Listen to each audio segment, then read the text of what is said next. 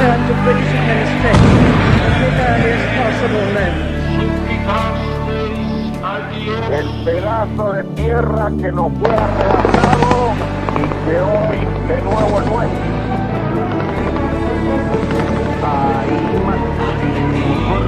Pero si hay que pelear por la mañana, estén seguros que vamos a pelear. To the Falkland Islands and their dependencies.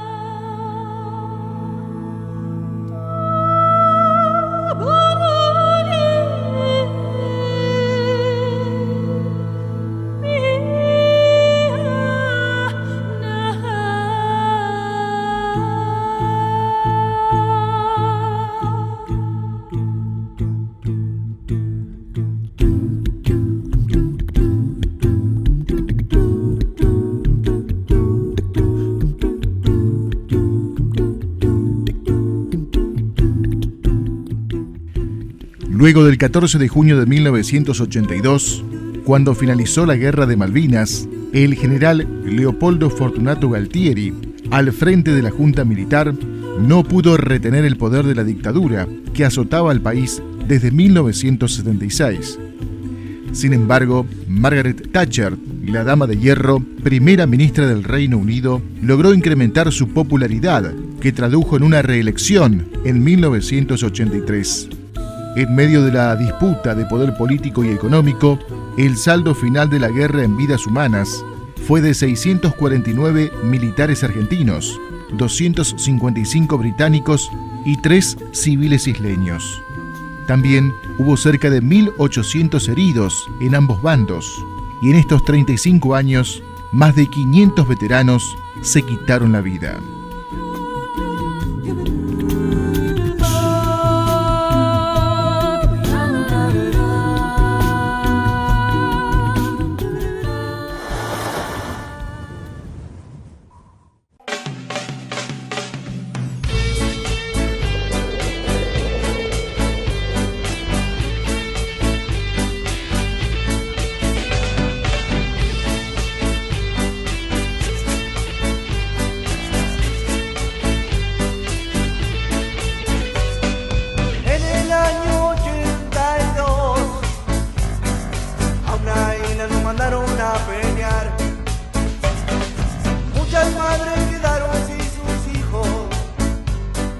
Muchos hermanos sin hermanos.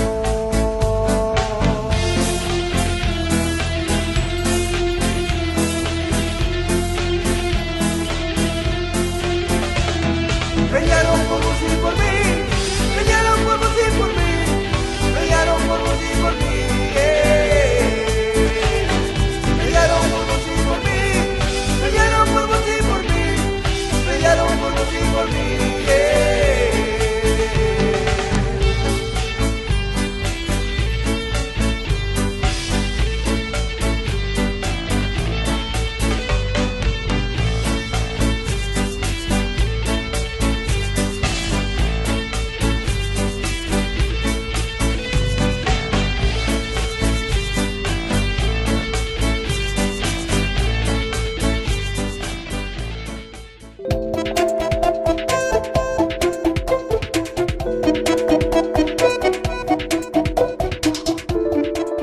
Los soldados argentinos, todos por igual, conscriptos y de carrera, tras el fin de la guerra, debieron enfrentar el retorno a la vida cotidiana, llevando consigo los recuerdos del horror.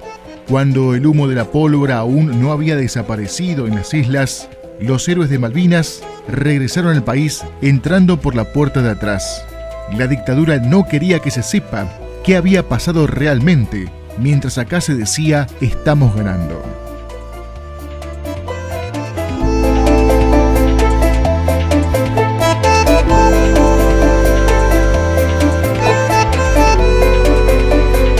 Creo que el análisis estratégico de quienes llevaron esta guerra adelante no pasaba por medir el poder militar. Claramente el objetivo de ellos era otro, era quedarse en las islas unos años, con eso recuperar la credibilidad de la gente en el proceso de reorganización nacional, porque así se llamó, proceso de reorganización nacional. Y bueno, quedarse 10, 15 años más en el poder, eso creo yo que fue lo que pensaron.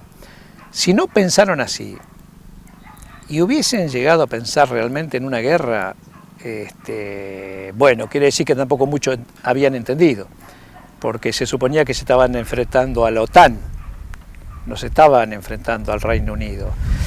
Así que creo que, bueno, si son hábiles estrategas militares, no quisiera ser tropa de ellos, ¿no? Porque estarían marcando que hicieron un muy mal análisis. Yo creo que la cuestión fue más bien una maniobra política que le salió mal. Tampoco fue una guerra perdida. Muchos que quiero que lean, que investiguen, al común de la gente, le digo, ¿no? Porque fue un acuerdo, no fue una rendición, fue un acuerdo del cese de fuego y de posición de las armas.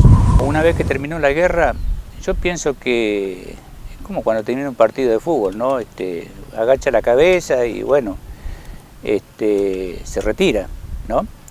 Y pienso que, no sé, no se tiene en cuenta de que se recuperó Malvinas y de que podemos seguir discutiendo 150 años más, ¿no es cierto? Nosotros en ese momento hemos perdido, tuvimos que entregar, pero lo importante para nosotros es haber recuperado Malvinas. El teniente general don Leopoldo Fortunato Galtieri.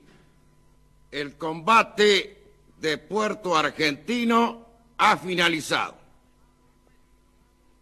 Nuestros soldados lucharon con esfuerzo supremo por la dignidad de la nación. Se toma ese término, desmalvinización, para entender qué pasó después, cómo la sociedad actúa con las personas que fueron a luchar en Malvinas. El Estado está ausente, ¿no? Es un Estado que realmente está ausente. En cierta forma, las personas que volvieron de la guerra tienen que volver a rehacer sus vidas.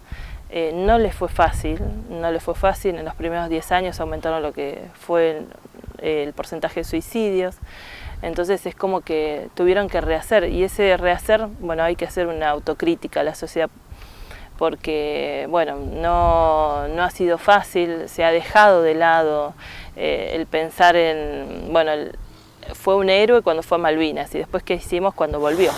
Y yo creo que hay que malvinizar a la sociedad, porque hay un derecho que nos asiste, que es el derecho de la posesión de las islas, históricamente dependiendo del Reino de España. Esto no entra en discusión y está totalmente reconocido que las islas pertenecen a la plataforma continental de nuestro país.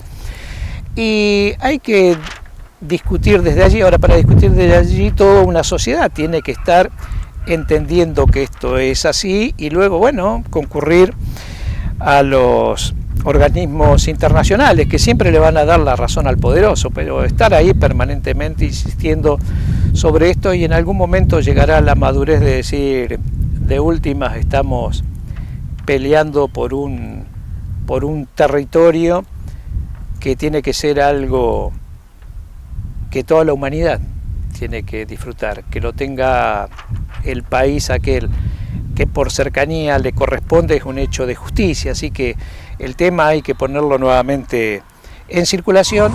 ¿Cómo pueden creer ustedes que una nación que no se conmovió frente a los hechos internacionales más graves de los últimos años, que no movió ni soldados, ni flota, ni aviones, y que sin embargo ahora se le ocurre movilizar una flota de 45 barcos, con un puente aéreo costosísimo, arriesgando toda clase de vidas, no solo las propias, sino también las ajenas? ¿Para qué? Para recolonizar. Porque además de Malvinas también hay que conocer lo que pasó en esa guerra, que este es un capítulo que ahí sí nos tenemos que detener, porque ahí hubo abusos sobre los derechos humanos y especialmente de los soldados conscriptos. En Malvinas hay más de 100 NN, ¿sí? Entonces hay padres que todavía quieren saber cuáles de esas tumbas es la que corresponde a sus hijos. Y eso también es hablar de Malvinas, y eso hay que aclararlo.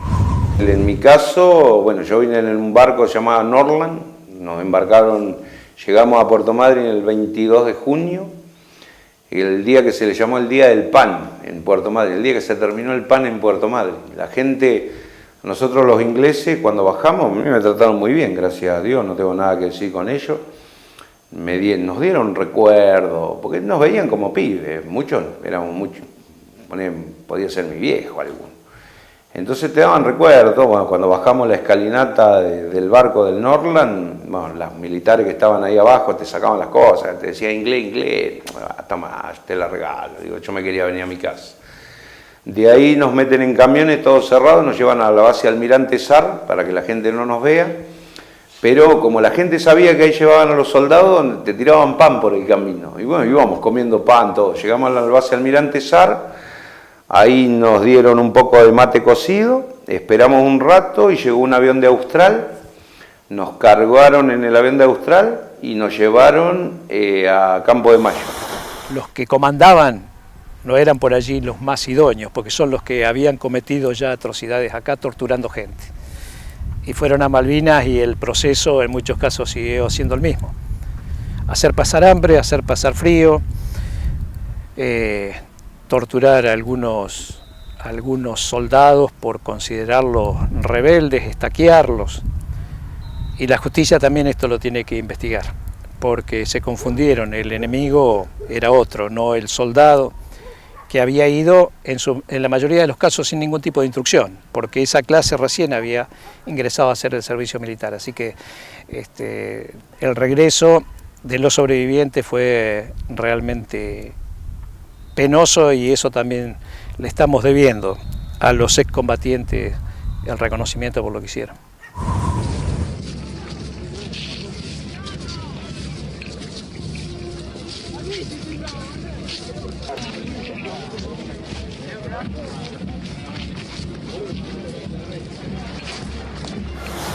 En Campo de Mayo nos tuvieron 10 días encerrados, rasqueteándonos, dándonos de comer para que la gente no nos vea. No quería que nos vean cómo habíamos vuelto. Y nos hacen firmar una serie de papeles donde nosotros no podíamos hablar de Malvinas con nadie, no podíamos decir nada. Bueno, estaban ellos en el poder y había que hacerle caso. Nosotros firmamos esa declaración bajo juramento, porque te decían que si no, no te iban a devolver el documento, te iban a poner como desertor y todas esas cosas. Entonces, bueno, ahí nos tienen encerrados hasta, ya era prácticamente sí, los últimos días de junio.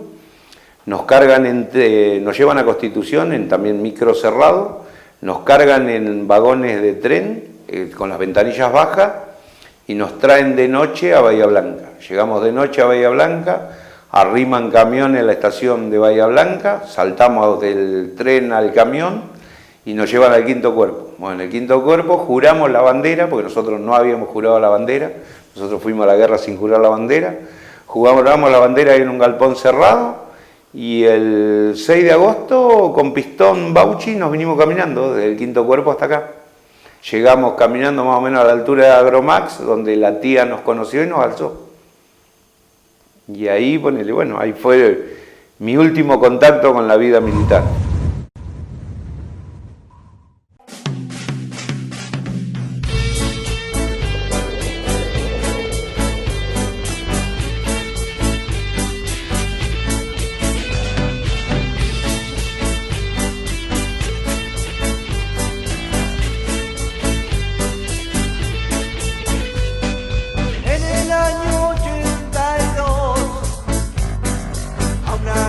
Mandaron a pelear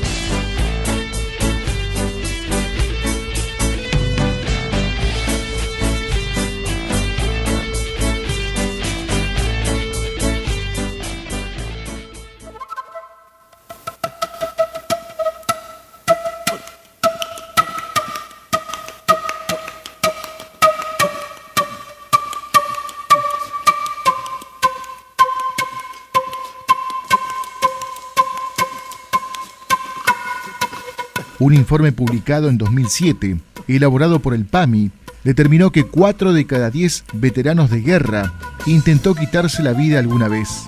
Casi la mitad tiene problemas de alcoholismo. Más del 70% duerme mal. De sus parejas, la mitad teme ser víctima de sus reacciones violentas. Otro dato estadístico indica que a lo largo de los últimos 35 años, más de 500 excombatientes se quitaron la vida.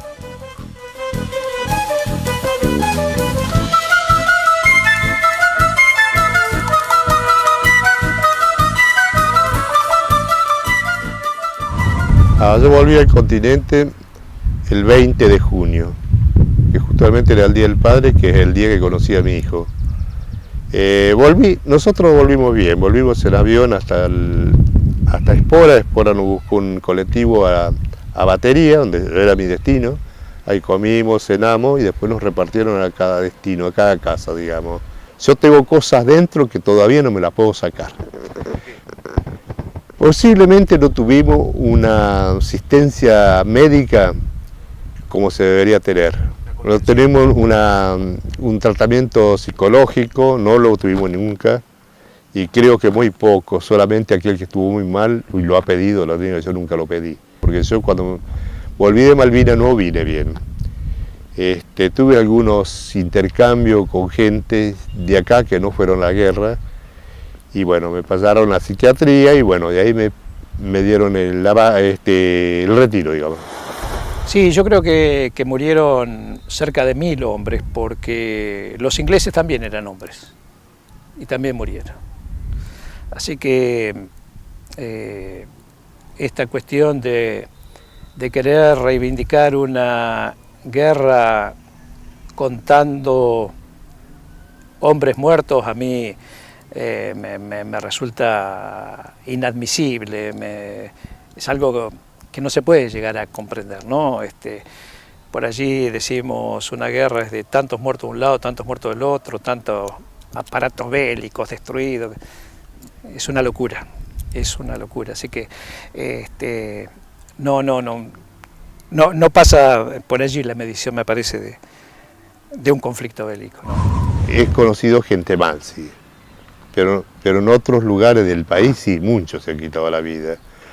Pero ¿por qué te digo se quitaron la vida? Porque no tuvieron ese tratamiento psicológico que tendrían que haber tenido. Todos tendríamos que haber tenido. Yo en este momento posiblemente lo estoy necesitando.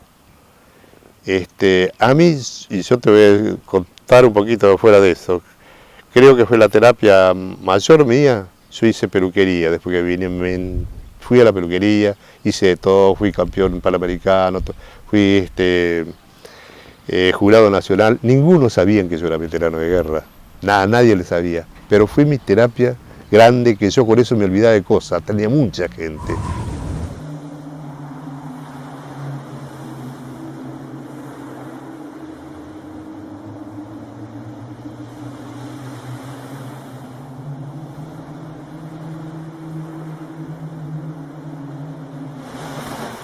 Lo peor para nosotros era la noche, porque la noche no dormíamos nunca, porque siempre estaba esperando al enemigo, ¿me entendés? Y toda la noche tenía la foto de mi hijo, de Darío, que tenía 4 años, y le daba un beso y salía afuera de la trinchera y que pase lo que Dios quiera. Realmente vos cuando estás ahí te olvidás de todo, estás para matar o morir, no te acordás de otra cosa. Y te acordás de tu familia en los momentos a veces más dejados en el día. Si yo te digo que si alguno no tuvo miedo son mentiras, y si alguno no lloró también. Yo lloré una vez, pero me embolsé en una bolsa de dormir y lloré solo. ¿Por qué? Por mi familia, porque no sabía si volvía o no. Pero no lo iba a llorar delante de mi gente, porque yo era el más antiguo y tenía que dar el ejemplo de valor. El veterano de guerra sufrió la ausencia, ¿sí? Cuando a mí me preguntaron, jamás tuve un apoyo psicológico. No teníamos ni idea que necesitábamos apoyo psicológico. Yo cuando hablé con una psicóloga, digo, creo que yo fui mi propio psicólogo, ¿sí? Y después de más de 30 años me dijo, bueno, ahora ya no hay nada que hacer. porque es lógico. Todas las enfermedades o traumas o como le quieran llamar, es como el fierro caliente. Hay que golpearlo cuando está caliente, si no, después ya no sirve de mucho. Entonces la gente te miraba como con cierta predisposición a pensar que estabas loco, que habías vuelto mal y eso, sin ver tu capacidad de trabajo que vos tenías. Entonces la gente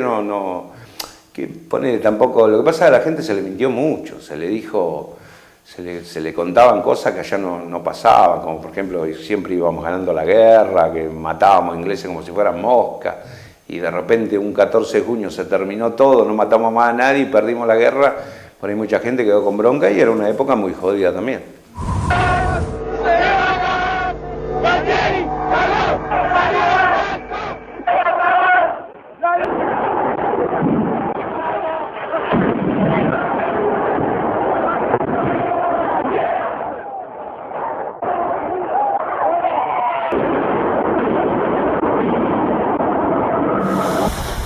Y la contención no solamente es una cuestión económica, porque alguno va a pensar que es por el reconocimiento de la pensión de Malvinas hay una contención.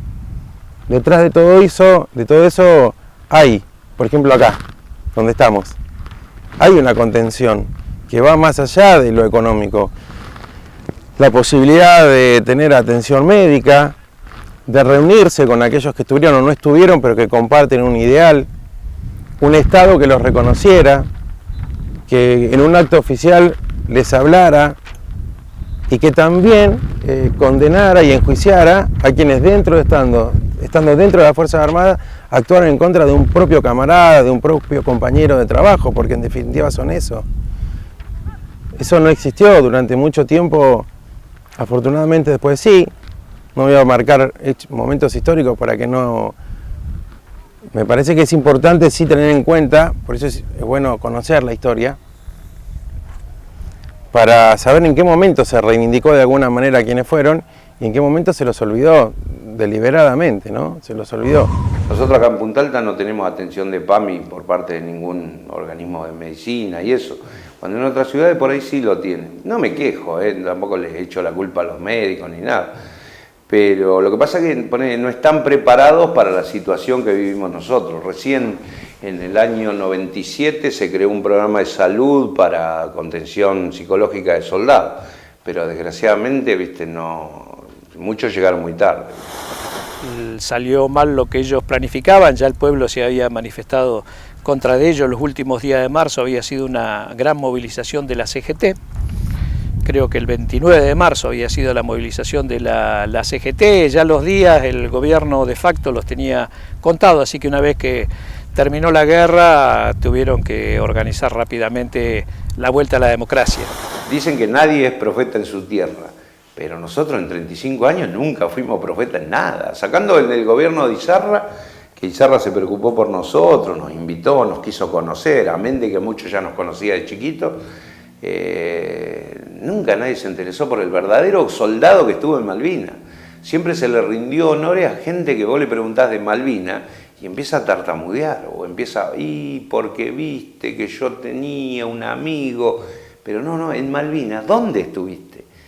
Y por eso nosotros parece que los Colimba de Punta Alta somos los que les pateamos la olla a todo el mundo, ¿viste? Entonces como ya me cansé de que me vean, siempre prefiero ser una persona normal que vivió una historia diferente a la de todos y que camina por Punta Alta como una persona común y corriente. No busco honores, no busco medallas, no me interesa que me palmeen. Ya te digo, me tocó a mí como te podría haber tocado a vos, como le podría haber tocado a cualquiera.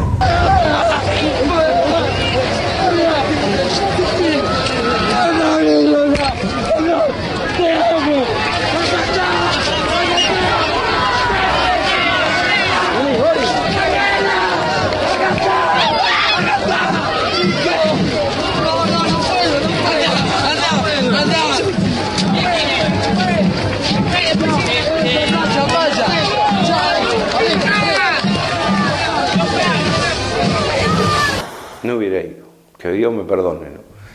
Pero no estábamos preparados. Aparte, vamos a decir lo que es, nosotros los soldados nos llevaron como carne de cañón y al tipo que lo prepararon durante toda una vida para que en caso de que haya un conflicto bélico, no fue, y ahora vos lo ves. Yo lo notaba, mi papá estaba re orgulloso de lo que yo había hecho, siempre estuvo orgulloso y todo. Y él tenía vecinos que lo felicitaban, le decían, lo felicito, don Martínez, su hijo, un héroe de la nación, un patriota. Cuando volví le digo, no, papá, le digo, no te quiero pinchar el globo, le digo, pero no fue tan así, le digo. Bueno, toda esa gente que lo felicitaba a mi viejo, yo sabía porque mi viejo, los vecinos, todos me decían que habían permanecido acá durante todo el conflicto, habían estado acá en Punta Alta. Y oh sorpresa, cuando empezaron a venir los reconocimientos, entre comillas, veían que tenía más medallas que yo, y digo, me están tomando el pelo, digo, no, ya está. Y ahora como ya me puse viejo y digo, nada, ya no reniego más, todos se quieren poner 200 medallas en la espalda, medallas por todos lados, que se las pongan. A mí, yo tengo una medalla muy grande que es mi conciencia tranquila y mi corazón orgulloso de haber hecho lo que hice. Siempre le cuento a mis hijos, que ya son más grandes y todo, le digo, quisiera ver la cara de esos padres cuando le dicen a sus hijos que son un héroe de la nación sin haber ido a ningún lado. Y que para lo único que sirvió ponerle esa guerra entre paréntesis fue, a mi forma de ver, ¿no? Fue crear un feriado más y una beca para que los militares cobren una pensión. Nada.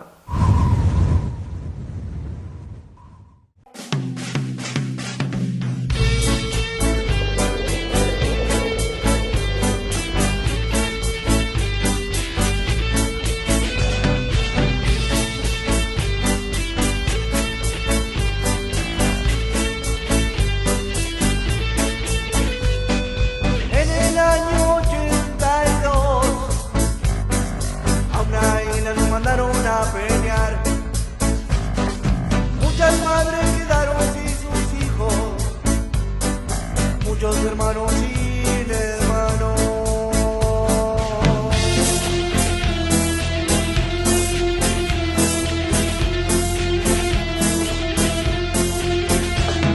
Pelearon por vos y por mí, pelearon por vos y por mí, pelearon por vos y por mí,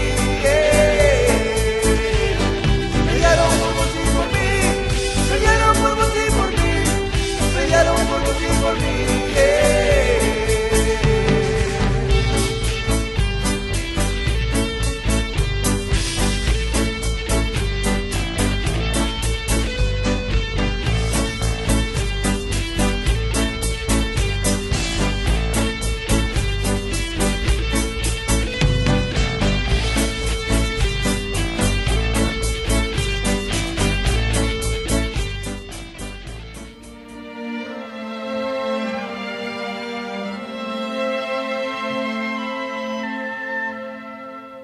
Indiscutiblemente, las Malvinas son argentinas, pero hoy están bajo la bandera del colonialismo británico. Malvinas representa un reclamo justo e irrenunciable de soberanía, marcada a fuego en la memoria de los argentinos.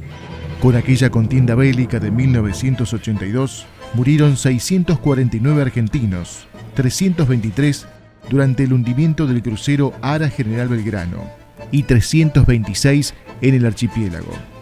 En tanto, más de 500 veteranos de la guerra se quitaron la vida en los años siguientes. Un precio muy alto que afrontó la sociedad argentina, impuesto por la dictadura militar, con el único fin de perpetuarse en el poder.